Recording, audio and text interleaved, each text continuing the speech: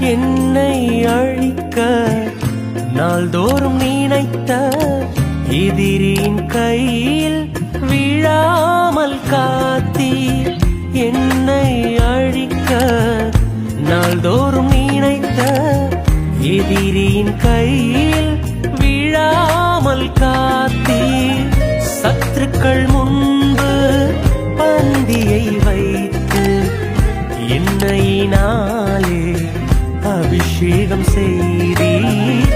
சத்துருக்கள் முன்பு பந்தியை வைத்து எண்ணெயினாலே அபிஷேகம் செய்தீர். என் அலைச்சல்களை அறிந்தவரே, என் கண்ணீரையும்